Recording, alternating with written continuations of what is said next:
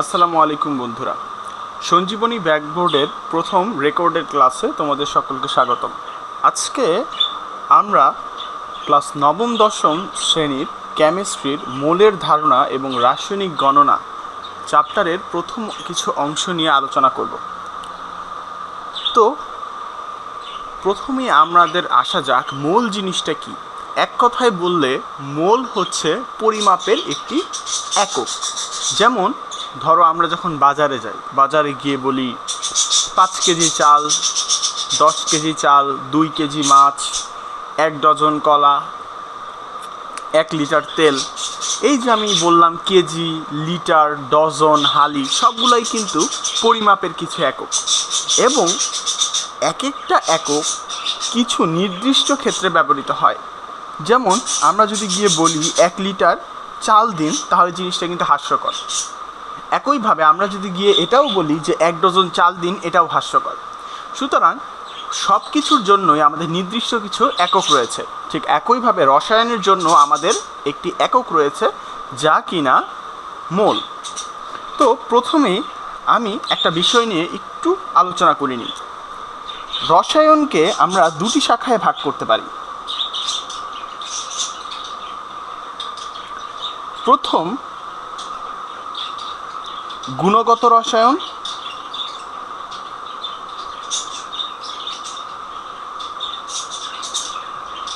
দুই হচ্ছে পরিমাণগত রসায়ন।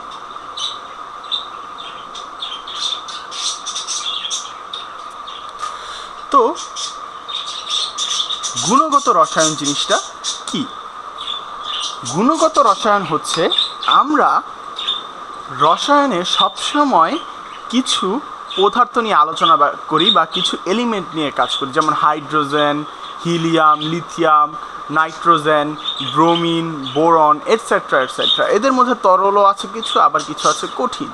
আচ্ছা, তো কথাটা হলো এই যে বিভিন্ন উপাদান, এই উপাদানের বৈশিষ্ট্য কীরকম, এরা দেখতে কীরকম, এ যে শাখায় আলোচনা করা হয় এই সকল বৈশিষ্ট্যকে, সেটা হচ্ছে গুণগত রসায়ন। অর্থাৎ গুণগত রসায়নে আমরা কোনো উপাদানের বৈশিষ্ট্য নিয়ে আলোচনা করে থাকি।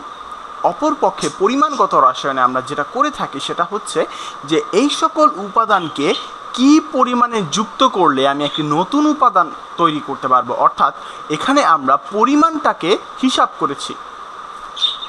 যেমন আমরা একটা দ্রবণ তৈরি করব, এখন কতটুকু নাইট্রোজেন, কতটুকু হাইড্রোজেন যোগ করলে দ্রবণটি ভালো হবে, বা কতটুকু উপাদান যোগ করলে দ্রবণটি ভালো হবে, সেই পরিমাণটা আমরা পরিমাণগত রসায়নে পরিমাপ করে থাকি। এবং যেহেতু আমরা পরিমাপ করছি, পরিমাপের একক হিসেবে আমরা ধরে নিচ্ছি মোল। আচ্ছা বন্ধুরা, তো মোল কাকে বলে?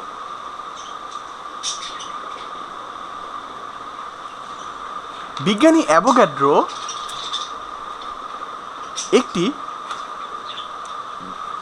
একটি নাম্বার দিয়েছেন মোলের ধারণা সুন্দরভাবে পাওয়ার জন্য, যেই নাম্বারটি হচ্ছে আমরা NA দ্বারা প্রকাশ করি, অর্থাৎ ক্যাপিটাল NA, এবং এর মান আমরা ধরি 6.02 × 10⁻23 T। অর্থাৎ কতগুলো উপাদান রয়েছে তা হচ্ছে এই অ্যাভোগাড্রো নাম্বার NA। আবারও বলছি, NA = 6.02 × 10⁻23। এই নাম্বারটিকে তোমাদের অবশ্যই খুব সুন্দরভাবে মেমোরাইজ করতে হবে, কারণ শুধুমাত্র আজকে নয়, তোমরা ফিউচার স্টাডিজে প্রতিটি ক্ষেত্রেই এই অ্যাভোগাড্রো নাম্বারটি তোমাদের জন্য অতিশয় গুরুত্বপূর্ণ। তো মোল কাকে বলে, আমরা অ্যাভোগাড্রো নাম্বার থেকে কিভাবে পাই তা একটু বলি। যে পরিমাণের মধ্যে, অর্থাৎ যে পরিমাণের মধ্যে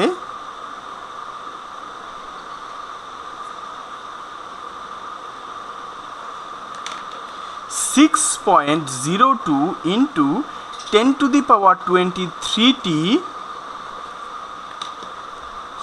অণু, পরমাণু, আয়ন ইত্যাদি বিদ্যমান থাকে, তাই সেই পরিমাণকে আমরা বলবো 1 মোল। অর্থাৎ 1 মোল বা 1 মোল, মোলকে আমরা বন্ধুরা স্মল এম ও এল ই দ্বারা লিখে থাকি।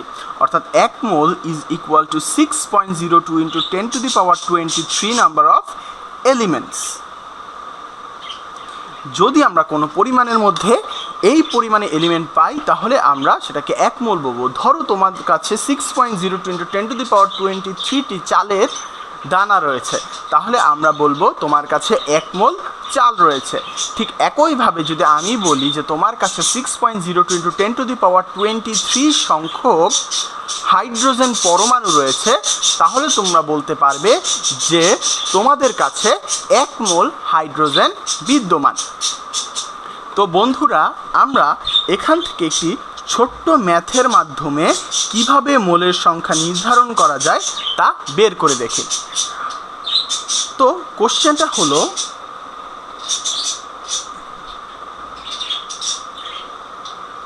(7.07 into 10⁻24)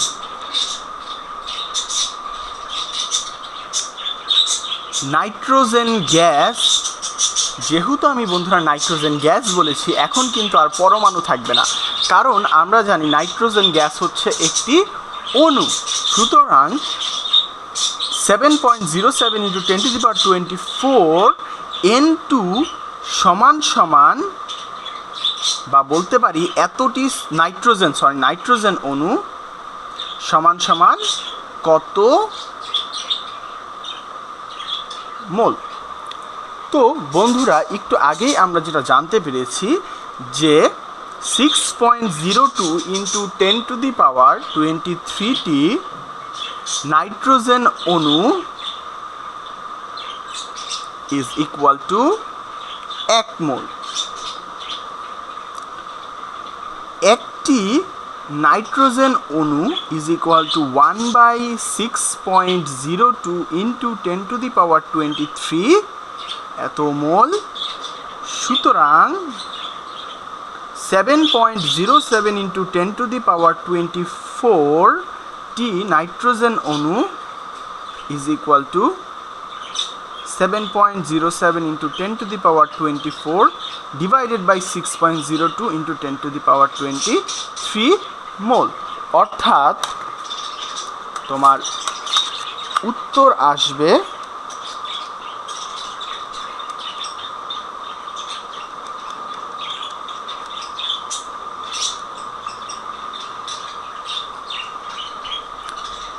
11.74 মোল। আশা করি অঙ্কটি বন্ধুরা তোমরা খুব ভালো করে বুঝতে পেরেছ।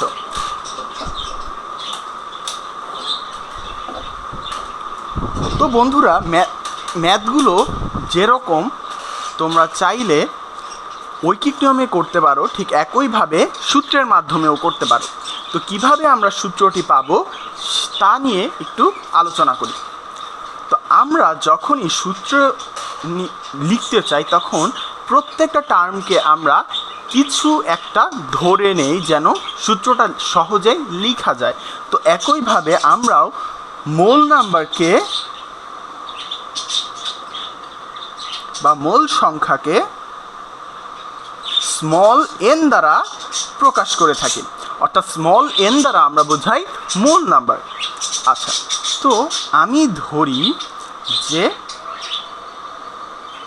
আমাদের কাছে এন সংখ্যক অণু, পরমাণু অথবা আয়ন রয়েছে।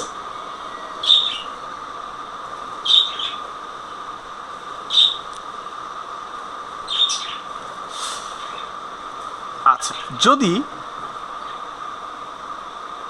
এন সংখ্যক অণু, পরমাণু অথবা আয়ন বিদ্যমান থাকে, তাহলে আমার প্রশ্ন হচ্ছে আমাদের কাছে কত মোল অণু, পরমাণু বা আয়ন রয়েছে। তো আমরা কিভাবে বের করতে পারি বন্ধুরা? তো আমরা সহজেই চেষ্টা করি ঐকিক নিয়ম দিয়ে ম্যাথটা করতে। তাহলে ঐকিক নিয়ম থেকে আমরা সূত্রটা প্রতিপাদন করতে পারবো। আমরা জানি 6.02 ইন্টু 10⁻23 অর্থাৎ Na, কারণ অ্যাভোগাড্রো সংখ্যাকে আমরা Na দ্বারা প্রকাশ করি, Na সংখ্যক অণু পরমাণু বা আয়ন ইজ ইকুয়াল টু 1 মোল। তাহলে বলতে পারি 1 সংখ্যক অণু পরমাণু বা ion is equal two 1/Na মোল। সুতরাং n সংখ্যক, অর্থাৎ যা আমাকে দেওয়া ছিল, n সংখ্যক অণু পরমাণু বা ion is equal two Na/Na মোল, অর্থাৎ n/Na হচ্ছে আমার কাঙ্ক্ষিত মোল নাম্বার। তাহলে যদি আমি মোল নাম্বারকে স্মল n দ্বারা প্রকাশ করি, তাহলে আমার সূত্রটি দাঁড়াচ্ছে n/Na। অর্থাৎ সূত্র দ্বারা বুঝতে পারছি যে মোল সংখ্যা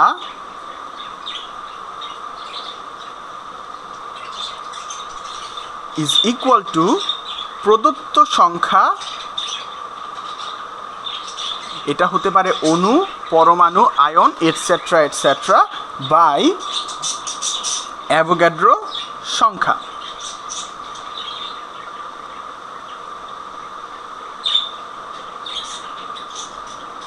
আচ্ছা, তো আশা করি বন্ধুরা তোমরা এই টাইপের ম্যাথ এবং থিওরিটা খুব ভালো করে বুঝতে পেরেছ। তো মোলকে আমরা যে প্রথমত সংজ্ঞায়িত করেছি একটা সংখ্যা দিয়ে, তা হচ্ছে অ্যাভোগাড্রো সংখ্যা। ঠিক একইভাবে আমরা চাইলে পরমাণুর ক্ষেত্রে পারমাণবিক ভর এবং অণুর ক্ষেত্রে আণবিক ভর দ্বারাও আমরা চাইলে মোলকে সংজ্ঞায়িত করতে পারি। তো তা কিভাবে করতে পারি তা আমরা এখন দেখব। তো মৌলের আপেক্ষিক পারমাণবিক ভরকে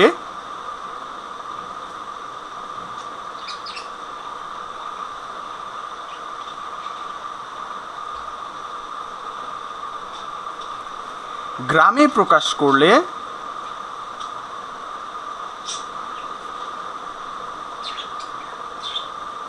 তাকে 1 মোল বলা হয়। আমরা জানি বন্ধুরা, আপেক্ষিক পারমাণবিক ভরের কোনো একক থাকে না, কারণ আপেক্ষিক পারমাণবিক ভর একটি ভরের সাথে আরেকটির ভরের অনুপাতের মাধ্যমে বের করা হয়, এবং সমজাতীয় রাশির অনুপাতের ক্ষেত্রে কখনোই কোনো একক থাকে না। আমি যদি আরেকটু ভালো করে ডিটেলসে লিখে দেখাই, তাহলে আমরা জানি যে আপেক্ষিক পারমাণবিক ভর, আমি শর্টকাটে লিখতেছি বন্ধুরা, ইজ ইকুয়াল টু একটি পরমাণুর ভর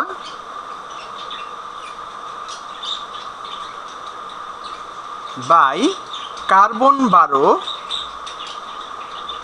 আইসোটোপের 1/12 অংশের ভর। তো বন্ধুরা, এখানে যা দেখতে পাচ্ছি তা হলো একটি পরমাণুর ভরকেও আমরা গ্রামে প্রকাশ করি, অনুরূপভাবে কার্বন 12 আইসোটোপের এত অংশের ভরকেও আমরা গ্রামে প্রকাশ করি। তো যেহেতু এই ভরও গ্রাম এবং উপরের ভরটিও গ্রামে প্রকাশ এবং এরা সমজাতীয় রাশি, সুতরাং এদের একক কাটাকাটি যাওয়ার ফলে আমরা আলটিমেটলি আপেক্ষিক পারমাণবিক ভরের কোনো একক পাই না। কিন্তু পরবর্তীতে যদি আমরা এই ভরটাকে গ্রাম হিসেবে লিখি, তাহলে তাকে আমরা 1 মোল বলতে পারবো। তো কিভাবে এটা লিখতে পারি বন্ধুরা? ধরো আমি বলছি হাইড্রোজেন এর, বন্ধুরা যখন আমি বলবো হাইড্রোজেন, শুধু হাইড্রোজেন বলবো, তখন মাত্র আমরা একটি হাইড্রোজেন পরমাণুকে বুঝবো, কখনোই একটি হাইড্রোজেন গ্যাস না, অর্থাৎ হাইড্রোজেন অণু না। সুতরাং হাইড্রোজেনের আপেক্ষিক পারমাণবিক ভর ইজ ইকুয়াল টু 1। সুতরাং একে যদি আমরা গ্রামে প্রকাশ করি, তাহলে তা হয়ে যাবে বন্ধুরা 1 গ্রাম, এবং তখন এই 1 গ্রাম ইজ ইকুয়াল টু হয়ে যাবে 1 মোল হাইড্রোজেন। তো বন্ধুরা, আশা করি এটা খুব ভালো করে বুঝতে পেরেছ। একইভাবে আমি যদি আরেকটি উদাহরণ দেই, তাহলে সোডিয়াম এর আপেক্ষিক পাভর ইজ ইকুয়াল টু 1। তো একে যদি আমরা গ্রামে বন্ধুরা কি বলছি, সোডিয়ামের আপেক্ষিক পারমাণবিক ভর হচ্ছে 23। তো একে যদি আমরা গ্রামে প্রকাশ করি তাহলে তখন এটা হয়ে যাবে 23 গ্রাম। এবং তখন এই 23 গ্রাম অর্থাৎ যেই আপেক্ষিক পারমাণবিক ভরটাকে আমরা গ্রামে প্রকাশ করছি তাই হয়ে যাবে সমান সমান 1 মোল সোডিয়াম। আশা করি এটা খুব ভালো করে বুঝতে পেরেছ। ঠিক একইভাবে আমরা যদি আপেক্ষিক আণবিক ভরকে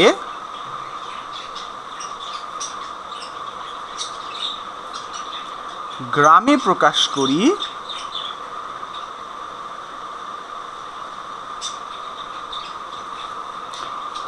তাকে আমরা বলবো 1 মোল।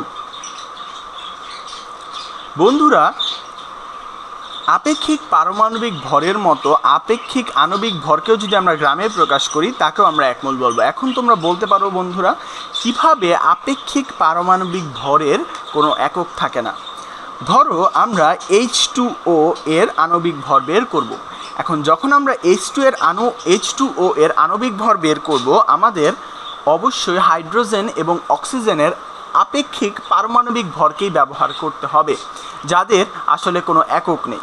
সুতরাং একক ছাড়া দুটি রাশিকে যদি আমরা যোগ করি তাহলে তারও কোনো একক থাকবার কথা নয়। যেমন হাইড্রোজেন এখানে রয়েছে 2টি এবং প্রতিটি হাইড্রোজেনের আপেক্ষিক পারমাণবিক ভর 1। অক্সিজেনের ক্ষেত্রে তা হয়ে দাঁড়াচ্ছে 16। তো টোটাল আপেক্ষিক আণবিক ভর 18। কিন্তু যখন আমি এই আণবিক ভরকে গ্রামে প্রকাশ করব তখন তাকে লিখতে পারবো 18 গ্রাম।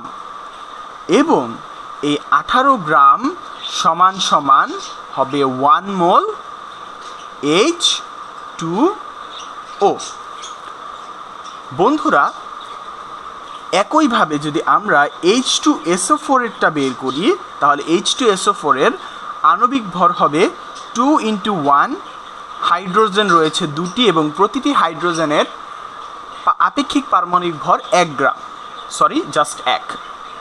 আচ্ছা, আবার সালফারের আপেক্ষিক পারমাণবিক ভর 32, অক্সিজেনের 16 এবং প্রতিটির জন্য 4। যদি আমরা সম্পূর্ণ যোগ করি তাহলে পাবো 98। তো বন্ধুরা, একে যদি আমরা গ্রামে প্রকাশ করি তাহলে তা হয়ে যাবে 98 গ্রাম, যাকে আমরা বলবো 1 মোল H2SO4। আশা করি বন্ধুরা তোমরা খুব ভালো করেই বুঝতে পেরেছো। একইভাবে আমরা একে আরেকটু যদি ইলাবোরেটলি লিখতে চাই তাহলে বলতে পারি যে 98 গ্রাম H2SO4 is equal to 1 mole H2SO4। বন্ধুরা, আমরা একটু আগেই একটা সংজ্ঞা জেনেছি, তার মধ্যে বলা হয়েছে যে 1 মোল পদার্থের মধ্যে 6.02 × 10⁻23 সংখ্যক অণু, পরমাণু কিংবা আয়ন থাকে। কিন্তু এখানে H2SO4 কিন্তু একটা যৌগ এবং যৌগের একককে আমরা অণু হিসেবে ধরে থাকি। সুতরাং 1 মোল H2SO4 is equal to 6.02 × 10⁻23টি H2SO4 অণু বলতে পারি। আশা করি বন্ধুরা তোমরা এই পর্যন্ত খুব ভালো করে বুঝতে পেরেছো। একইভাবে আমরা যদি HCl অর্থাৎ হাইড্রোক্লোরিক অ্যাসিডের ক্ষেত্রে চিন্তা করি তাহলে হাইড্রোক্লোরিক অ্যাসিডের আপেক্ষিক আণবিক ভর হবে হাইড্রোজেনের জন্য 1 এবং ক্লোরিনের জন্য 35.5 অর্থাৎ 36.5 এত। এবং একে যদি আমরা গ্রামে প্রকাশ করি তাহলে 36.5 gram is equal to 1 mole HCl। একইভাবে আমরা বলতে পারি 1 মোল HCl = 6.02 × 10⁻23টি HCl অণু, যা আশা করি তোমরা এখন সম্পূর্ণ ক্লিয়ার হয়েছে। তো বন্ধুরা, আমরা আমাদের পরবর্তী যে থিওরিটা পড়েছিলাম, অর্থাৎ আণবিক ভর এবং পারমাণবিক ভরকে গ্রামে প্রকাশ করলে সেটাকে আমরা বলছি 1 মোল, সেই থিওরি ব্যবহার করে আমরা কিছু ম্যাথ করবার চেষ্টা করি। আচ্ছা, তো আমাকে বলা হলো যে 32 গ্রাম H2O অর্থাৎ 32 গ্রাম পানি ইজ ইকুয়াল টু কত মোল H2O। তো বন্ধুরা, আমরা যদি ম্যাথটা একটু করতে চেষ্টা করি তাহলে দেখতে পাবো যে H2O এর আপেক্ষিক আণবিক ভর বন্ধুরা একটু আগেই বের করেছিলাম 18। তো একে যদি আমরা গ্রামে প্রকাশ করি তাহলে লিখতে পারবো 18 গ্রাম H2O অর্থাৎ 1 মোল H2O। তো 1 গ্রাম H2O is equal two 1/18 mole H2O। একইভাবে 32 গ্রাম H2O is equal two 32/18 mole H2O। অর্থাৎ যদি আমরা একে হিসাব করি তাহলে পাচ্ছি 1.78 মোল H2O। আশা করি ম্যাথটি ভালো করে বুঝতে পেরেছো। এখন আমরা যদি ম্যাথটিকে এভাবে ঐকিক নিয়মে না করে সূত্রের মাধ্যমে করতে চাই তাহলে আমরা সূত্রটা কিভাবে বের করতে পারি তা দেখি। ধরি আমাদের কাছে W পরিমাণ কোনো বস্তু রয়েছে।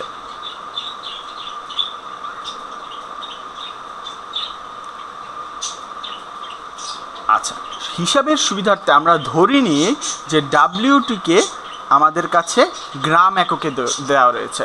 বন্ধুরা, তোমরা চাইলে গ্রাম ছাড়া কেজি এককে লিখতে পারো, এটা সম্পূর্ণ তোমাদের ইচ্ছা, এটাতে কোনো প্রবলেম নেই।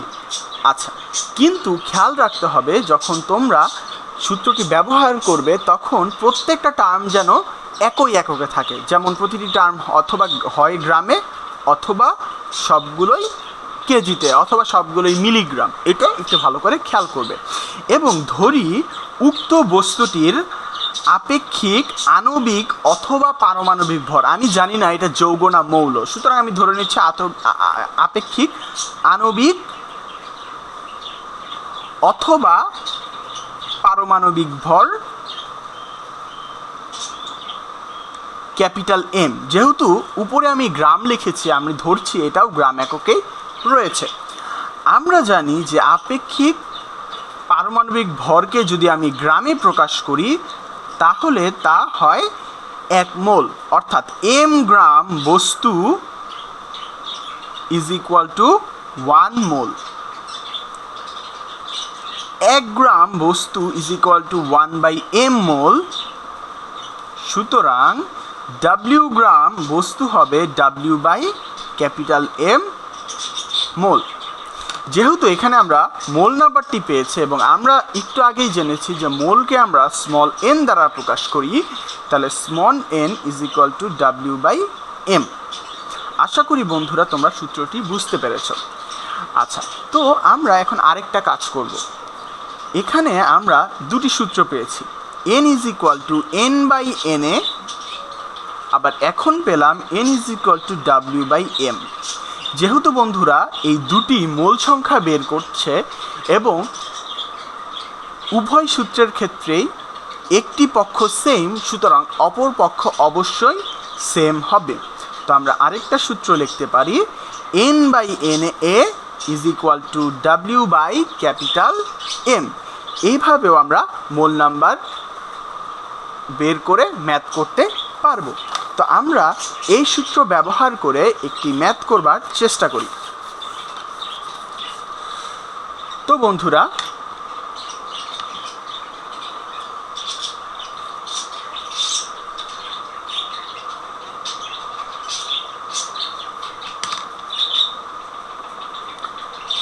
টেন গ্রাম H2SO4 এ কতটি H2SO4 অণু বিদ্যমান?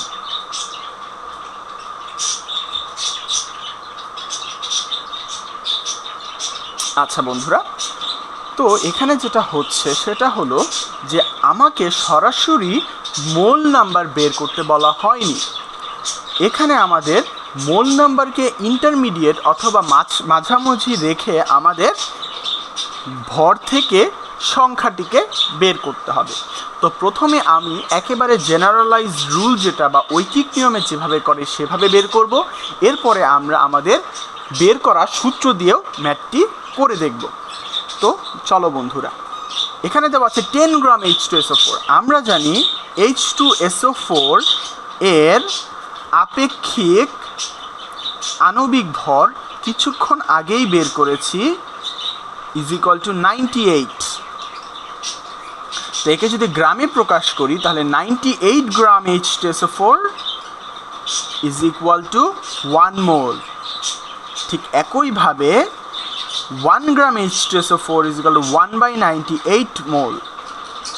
তাহলে বলতে পারি 10 গ্রাম H2SO4 ইজ ইকুয়াল টু 10/98 মোল। অর্থাৎ আমরা যদি ক্যালকুলেশন করতে যাই তাহলে 10/98 ইজ ইকুয়াল টু 0.10204 মোল। আচ্ছা বন্ধুরা, এখন আমরা আরেকটা জিনিস জানি, তা হচ্ছে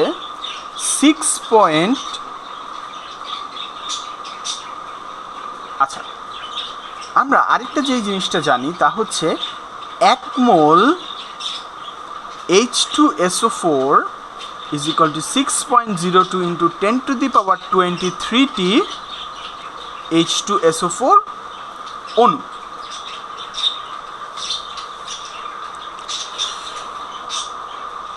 সুতরাং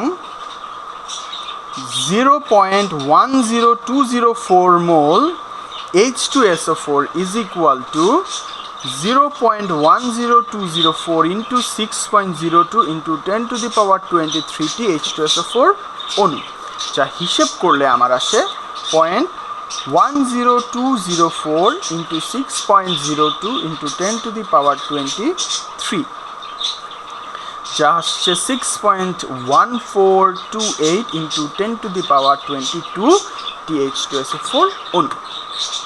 বন্ধুরা, আমরা এখানে যে ম্যাথটি করেছি তা হলো আমাদের ঐকিক নিয়মে। এখন আমরা যদি সূত্রের মাধ্যমে ম্যাথটি করতে চাই তাহলে আমরা সূত্রটি লিখি, N/NA is equal to W/M। আমার কাছে প্রদত্ত ভর W দেওয়া আছে 10 গ্রাম এবং আমরা জানি আণবিক ভর 98। আবার Avogadro number is equal to 6.02 into 10 to the power 23। অর্থাৎ আমি যদি সূত্রটি ভেঙে লিখি, অর্থাৎ আমাকে অণুর সংখ্যা n বের করতে হবে, তাহলে W/M ইন্টু NA।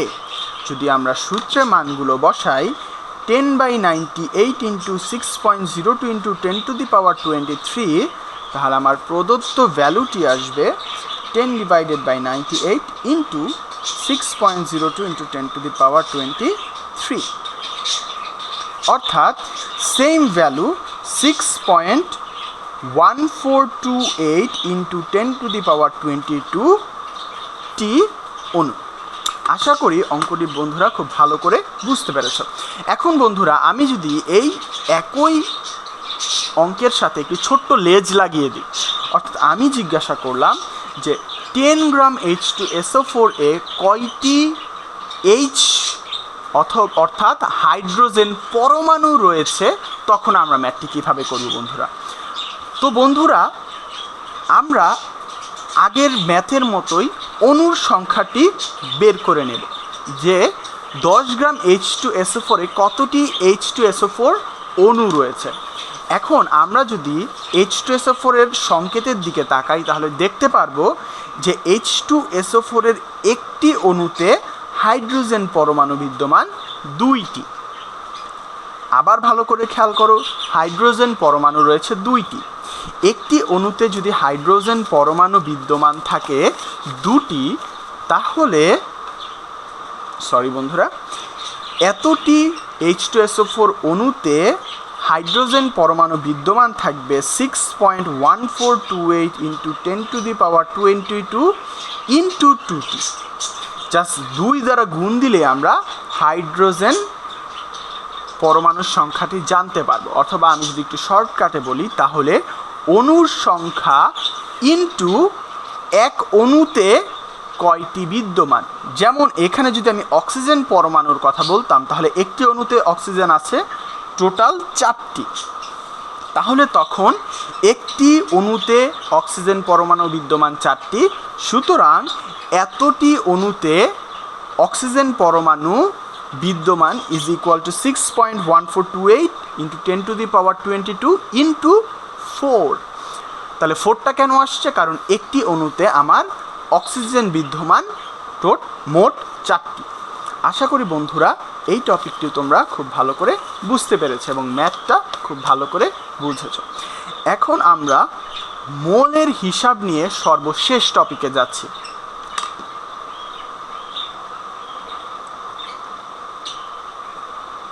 গ্যাসের মোলার আয়তন।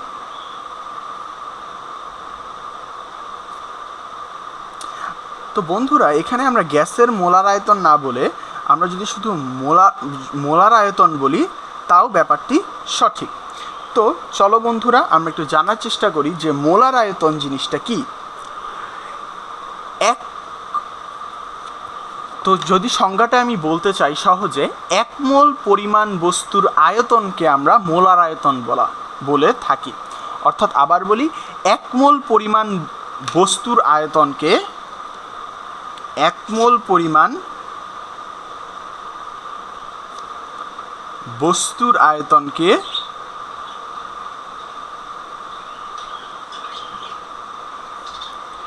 মোলার আয়তন বলে। আচ্ছা বন্ধুরা, অর্থাৎ আমরা যদি কোনো 1 মোল বস্তু নেই এবং সেই বস্তু যদি একটি নির্দিষ্ট আয়তন পাই তাহলে আমরা তাকে বলবো যে মোলার আয়তন, অর্থাৎ প্রতি মোলে তার আয়তন হচ্ছে এত। আচ্ছা, এখন আমরা যখনই মোলার আয়তন পড়ব তখন আমরা আরেকটি টপিক নিয়ে একটু আলোচনা করে নেই। সেই টপিকটা হচ্ছে এসটিপি, যেটাকে আমরা বলি স্ট্যান্ডার্ড টেম্পারেচার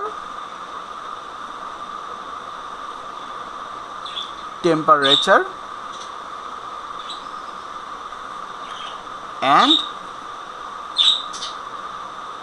প্রেশার। তো বন্ধুরা, স্ট্যান্ডার্ড টেম্পারেচার এবং প্রেশার একে যদি আমরা বাংলায় বলি তাহলে প্রমাণ তাপমাত্রা ও চাপ। তো বন্ধুরা, আমাদের পরিবেশের তাপমাত্রা এবং চাপ কিন্তু সবসময় স্থির নয়। এই কারণে আমরা সকল পরীক্ষাকে একটি নির্দিষ্ট দাঁড়িপাল্লায় মাপতে গেলে আমাদেরকে নির্দিষ্ট তাপমাত্রা ও চাপ দরকার, এবং সেটাকে আমরা বলি প্রমাণ তাপমাত্রা ও চাপ। এবং এই তাপমাত্রার মান হচ্ছে 0 ডিগ্রি সেলসিয়াস অথবা 273 কেলভিন, এবং প্রেশার হচ্ছে 1 ATM, এবং ATM বলতে বোঝায় অ্যাটমসফিয়ারিক প্রেশার বা বায়ুমণ্ডলীয়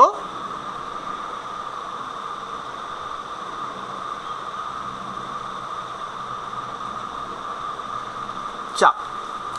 তো বন্ধুরা, আমরা আশা করি এসটিপিটা বুঝতে পেরেছি, এবং এসটিপিতে অর্থাৎ প্রমাণ তাপমাত্রা ও চাপে এই মোলার আয়তন বা গ্যাসের মোলার আয়তন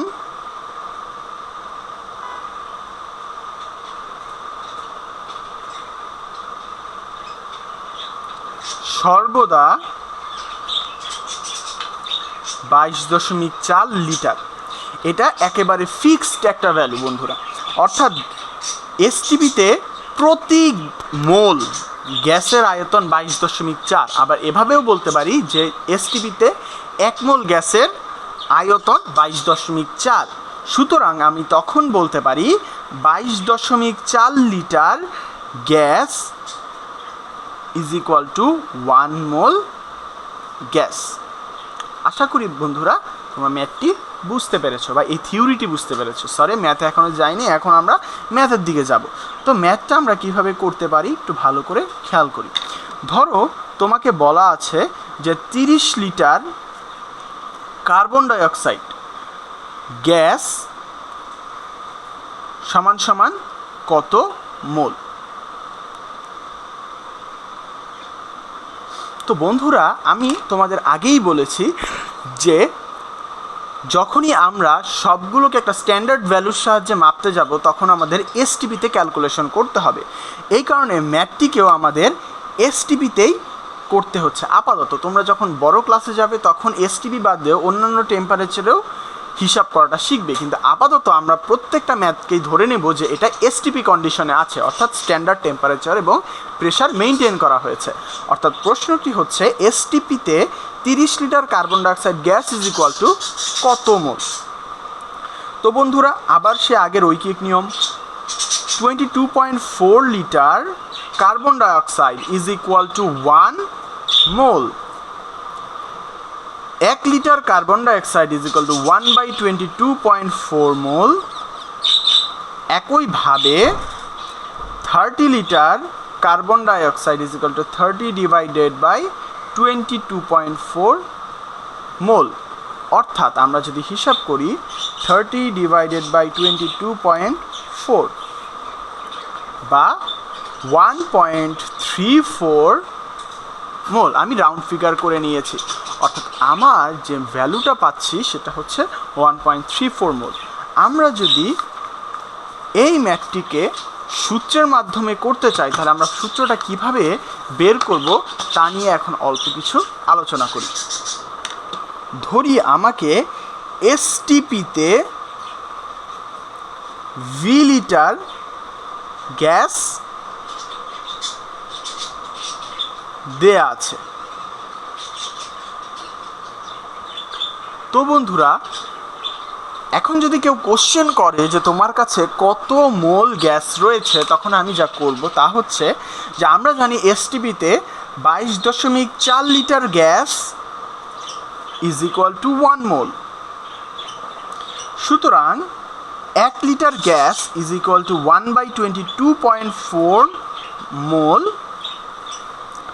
সুতরাং V litre gas is equal to V by 22.4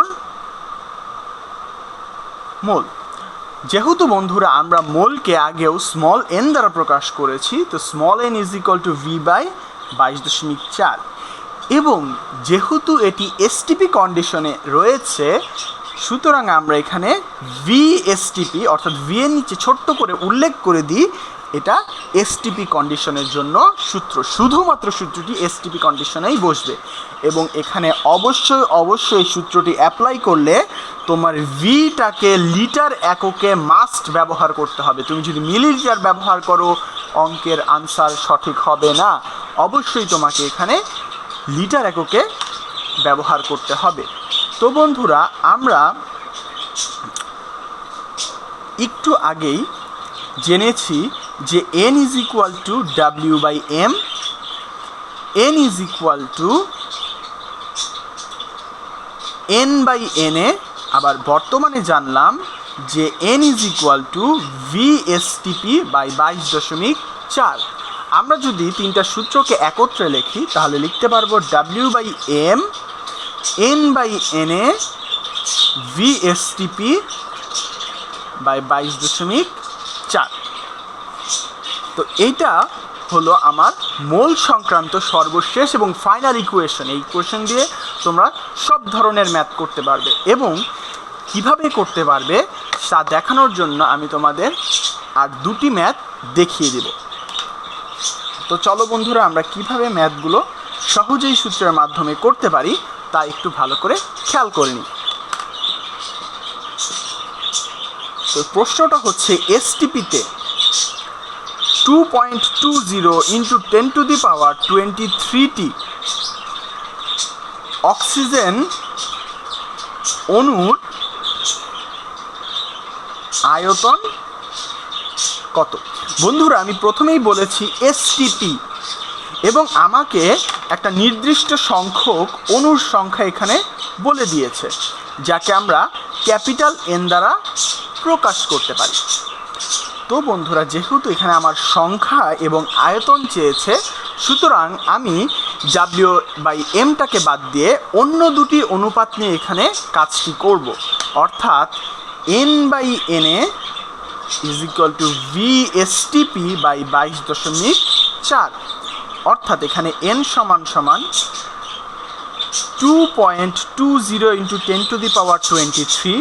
আমরা জানি Avogadro number NA is equal to 6.02 into 10⁻23 VSTP বের করতে হবে। এবং বন্ধুরা, আমি আগেই বলেছি যে VSTP অবশ্যই লিটার এককে বের হবে। সুতরাং VSTP is equal to N/NA into 22.4। আমরা যদি মানটা বসিয়ে দিই, তাহলে n is equal to 2.20 into 10⁻23 by 6.02 into 10⁻23 into 22.4। তো যে মানটা আমরা পাবো তা হচ্ছে 2.20 into 10⁻23 divided by 6.02 into 10⁻23 into 22.4।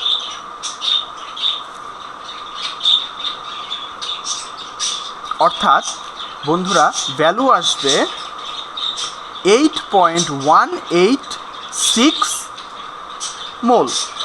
আশা করি বন্ধুরা, কিভাবে আমরা সূত্রের সাহায্যে সহজে অঙ্কটি করতে পারি তা তোমরা বুঝতে পেরেছো। তোমরা চাইলে ঐকিক নিয়মেও ম্যাথটি করতে পারবে।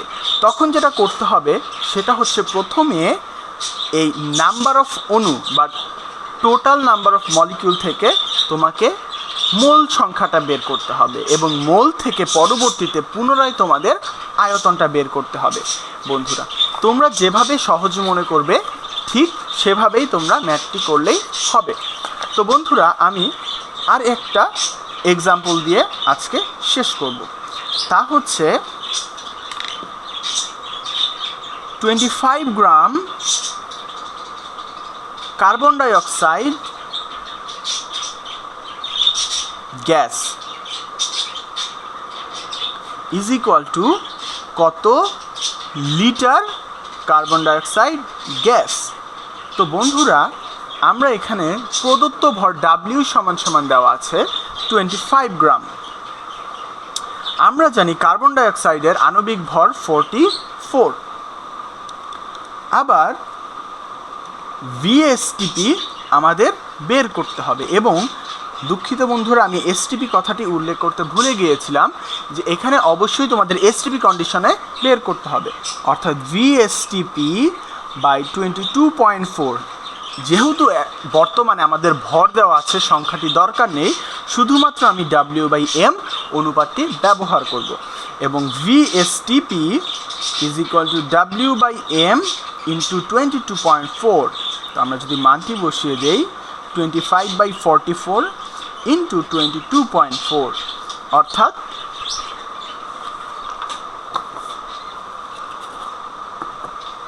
25 ডিভাইডেড বাই 44 ইন্টু 22.4, অর্থাৎ 12.72 লিটার। আশা করি বন্ধুরা, তোমরা মোল সংক্রান্ত যতগুলো টাইপের ম্যাথ আসতে পারে প্রতিটি বুঝতে পেরেছ। তো তোমরা যদি ভিডিওটি দেখে উপকৃত হয়ে থাকো, তাহলে অবশ্যই ভিডিওগুলো শেয়ার করে দেবে। তোমাদের আশেপাশে অনেক বন্ধুরা থাকে যারা কিনা ইন্টারনেট সংযোগের আওতায় নেই, অথবা বর্তমান পরিস্থিতিতে ইন্টারনেটের যে পেমেন্ট বা ইন্টারনেট খরচ চালানোর যে ব্যাপারটা, তারা সেটা আর্থিকগতভাবে পারছে না। তাদেরকে যদি তোমরা ভিডিওটি ডাউনলোড করে ওদের মাঝে শেয়ার করে দাও, তাহলে ওদেরও উপকার হবে, তোমারও উপকার হবে। সুতরাং বন্ধুরা, আশা করি তোমরা ভিডিওটি ভালো করে দেখবে এবং তোমাদের যদি কোনো সমস্যা থেকে থাকে তাহলে অবশ্যই তোমরা কমেন্ট করে জানাবে।